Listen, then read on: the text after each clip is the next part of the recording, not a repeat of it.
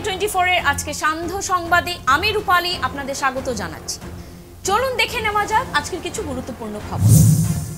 আগামীকাল বৃহস্পতিবার 3 দিনের সফরে শিলচর আসছেন আসামের মুখ্যমন্ত্রী ডক্টর হিমন্ত বিশ্ব শর্মা।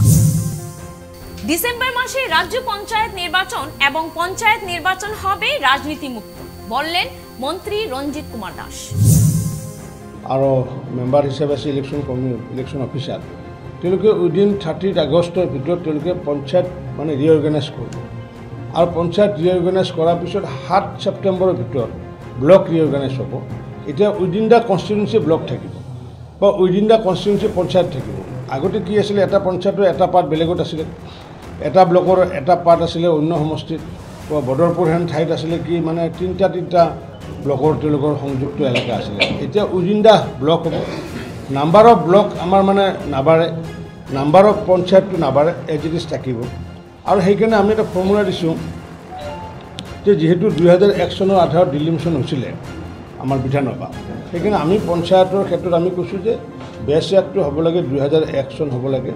আৰু 2001 চনৰ চেঞ্চাছ ভিলেজৰ আধাৰত কাছাৰত যিমান পপুলেশ্যন থাকিব divided by the number of panchayat.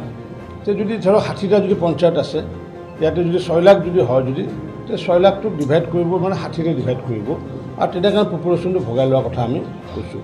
আৰু এইটো কৰাৰ পিছত 7 ছেপ্টেম্বৰত ব্লক ৰিঅৰ্গেনাইজ হ'ব। তাৰপিছত 7ৰ পৰা 17 তাৰিখলৈ কাৰোবাৰ যদি ক্লেইম এণ্ড অবজেকশ্যন থাকে এইবিলাক নিষ্পত্তি কৰা হ'ব। আৰু 18 তাৰিখে আমাৰ নটিফিকেশ্যন ওলাব আৰু ওলোৱাৰ পিছত আমি ষ্টেট ইলেকশ্যন কমিশ্যনক আমি জমা দিম। আমি আশা ৰাখিছোঁ ডিচেম্বৰৰ মানে প্ৰথম ফৰ্টনাইটৰ ভিতৰত নিৰ্বাচনটো অনুষ্ঠিত কৰাৰ কাৰণে আমি সিদ্ধান্ত লৈছোঁ। আৰু এইবাৰ নিৰ্বাচনটো এটা ভাল নিৰ্বাচন হ'বলৈ গৈ আছে, যে মানে ৰাজনীতি মুক্ত, চিম্বল নাথাকে, মানে পলিটিক্স মুক্ত পঞ্চায়ত গঠন কৰাৰ কাৰণে গৈ আছোঁ।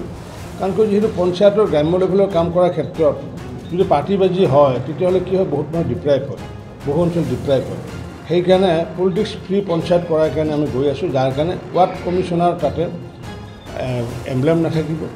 আৰু যিহেতু তেওঁলোকে চিলেক্ট কৰিব, আগতে পঞ্চায়তৰ প্ৰেচিডেণ্টটো ইলেক্ট কৰিছিলে কি ৰাইজে কৰিছিলে, কিন্তু ৰাইজে কৰাৰ পিছত যেতিয়া তেওঁৰ লগত যেতিয়া মনৰ অমিল হৈ যায়, মানে 6টা মেম্বাৰৰ বা বিভিন্ন ধৰণৰ অংক নিমিলে কি কৰে, অনাস্থা আনি দিয়ে। অনাস্থা আনি দিয়াৰ পিছত কি হৈ যায়, সেই প্ৰেচিডেণ্টজনৰ এনেকুৱা এটা অৱস্থা হয় যে মানুহৰ ঘৰত বিয়াও খাব যাব নোৱাৰে, মানে কলংকিত মানে এটা জীৱন যাপন ল'ব লাগে যে পদচ্যুত কৰিছে, খেদি দিছে, অমুক দিছে। অথচ এই 6জনৰ কাৰণে কিন্তু ষড়যন্ত্ৰৰ কাৰণে তেওঁ পদচ্যুত হৈছে, কিন্তু মানুহজনে পৰিচিত হয় কি যে খেদা খোৱা এটা পঞ্চায়তৰ প্ৰেচিডেণ্ট। সেইকাৰণে এইবাৰ পাব্লিকক ইলেক্ট কৰিব দিয়া নাই, কাৰণ পাব্লিকে ইলেক্ট কৰাৰ পিছত মানে অনাস্থা আনে মানে এই মেম্বাৰ 10জনে। এইকাৰণে এইবাৰ কৈছোঁ কি যে পাব্লিকে ইলেক্ট নকৰে, within the 10 member as like chief minister বা আঞ্চলিক পঞ্চায়ত বা ZPC যেনেকুৱা কৰে, গাঁও পঞ্চায়তৰ ক্ষেত্ৰতো সভাপতিজন তেনেকুৱা কৰে, তেওঁলোকে চিলেক্ট কৰি ল'ব। বিহারা শিবটিলা মিনি প্রাথমিক স্বাস্থ্য কেন্দ্রের দুপুর 2টায় তালা, তদন্তের দাবি বিধায়ক খলিলের। জেলাতে আসলাম আর কি, কেন মিনি পিএইচসি যেটা হসপিটালে কোনো ডাক্তার নাই, এমার্জেন্সি কোনো ডাক্তার নাই। 2টার আগে নার্স কিছু আসলে তারা বললে গেছেন গিয়া, আমরা স্কুলের মিটিং নিলাম। 2টার পরে কেন এমআই দেখাইয়া কোনো মানুষ নাই, অলরেডি যারা চকিদার এও আছে আর কোনো মানুষ, থার্ড পার্টি কোনো মানুষ নেই।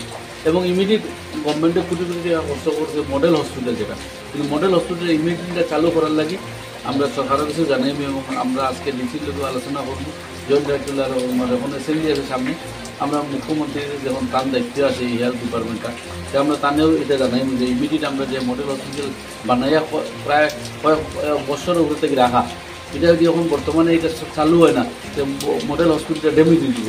এই কারণে আমরা আলোচনা করবো। আর ডাক্তার এমার্জেন্সি মিনি পিএইচসি হলেও সবসময় এমার্জেন্সি ডাক্তার থাকতে লাগবে, যে এইরকম ডাক্তার থাকবে না।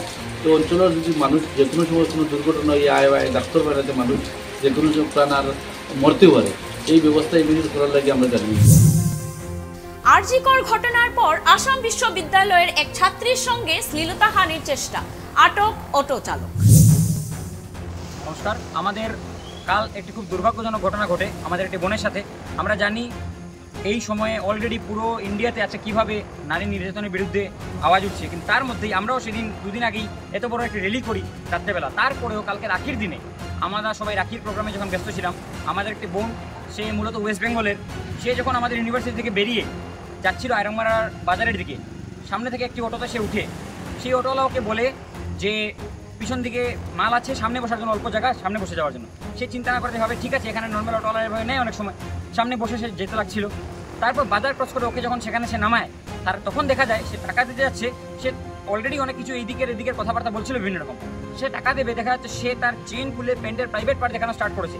এমন একটা অবস্থায়, এমন সমস্যায় পড়ে ও ভয়ে সেই মেয়েটি কিছু করতে না পারে, সঙ্গে সঙ্গে সে দৌড়ে সেখান থেকে পালিয়ে যায়। আমাদেরকে প্রায় 15-20 মিনিট পরে, 20 মিনিট পরে যখন আমরা জানি, আমরা সব দিকে নাড়াচাড়া দিতে স্টার্ট করি, কিন্তু আমরা কালকে ওকে ধরতে পারিনি। আমরা পুলিশ প্রশাসনকে কালকে এফআইআর জানিয়েছি, কালকে দিয়েছি, কিন্তু পুলিশ প্রশাসন 24 ঘন্টার মধ্যে ওকে ধরতে পারেনি। তারপর যখন পুরো ঘটনা সব থেকে চাউর হয়, আমাদের আরেকটি বোন, সে ওয়েস্ট বেঙ্গলের, সে বলে যে যেরকম কথাবার্তা সে বলছিল, যেরকম ছবি ওর বলছিল, সেরকমই কথাবার্তা ওকেও নাকি এরকম এই করার সময় বলে টলে, খুব কথাবার্তা বলে টলে। সেই হিসাব করে সে আইডিয়ার ফলে একটা নাম্বার ছিল, ওই নাম্বারে দিয়ে ও বললো যে মেবি ওই অটোওয়ালা হতে পারে, তাকে ডাকার জন্য সে তাকে ফোন করলো। তৎক্ষণাৎ সেই ফোন শুনে সে মেডিকেল থেকে অটোওয়ালাটা ছিল, সে আবার আসলো। এবং ঠাকুরের ভাগ্য এতটুকু, আজকে আমার বোনের সঙ্গে ঠাকুর ছিল, তাই সেই যখন অটোওয়ালা আসলো, আমরা তৎক্ষণাৎ ধরা পড়লো। আমাদের ওই বোনটি জাস্ট ওকে দেখে বললো যে ওই অটোওয়ালা সেই অটোওয়ালা। ধরা পড়ার সঙ্গে সঙ্গে আজ পুলিশ 24 ঘন্টার মধ্যে ধরতে পারেনি। আমরা এর উপর কাজ করে আমরা 24 ঘন্টার মধ্যে আমাদের ছাত্র সংসদে হোক, আমাদের বাকি যত ভাই বোন আমাদের স্টুডেন্টরা আছে, বড় ভাইরা আছে এই ডিপার্টমেন্টের, এবং অন্যান্য আমাদের বোনরা আছে বিভিন্ন হোস্টেলের, সবাই মিলে এই জিনিসটা কাজ করে একত্রে ওকে আমরা ধরে আজকে তাকে এখান থেকে ধরে আমরা পুলিশ প্রশাসনের কাছে নিকট ওকে দিয়েছি। কিন্তু তারপরে আমাদের একটাই দাবি, কেন প্রত্যেকবার একটার পর একটা ঘটনা হতে থাকে, কেন আমাদের বারবার দাবি জানানোর পরেও এই এলাকাতে, যেহেতু বিভিন্ন এরিয়া থেকে সম্পূর্ণ ভারতবর্ষ থেকে আমাদের একটা মাত্র সেন্ট্রাল ইউনিভার্সিটি বরাকজলিতে, পুরো আসামের 2টা সেন্ট্রাল ইউনিভার্সিটির মধ্যে একটা, এখানে কেন সিসি ক্যামেরা দেওয়া হয় না, যেহেতু টাউন এরিয়া থেকে অনেক দূরে? আমাদের দাবি, কেন এখানে স্ট্রিট লাইট পর্যাপ্ত পরিমাণে লাগানো হয় না? 3 দিন পর বরাকের উপনদীতে তলিয়ে যাওয়া বরথলের শিশুর লাশ উদ্ধার।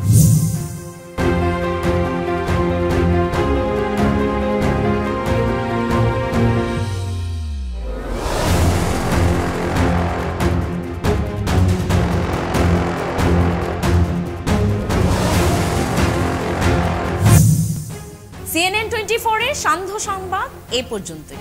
ধন্যবাদ।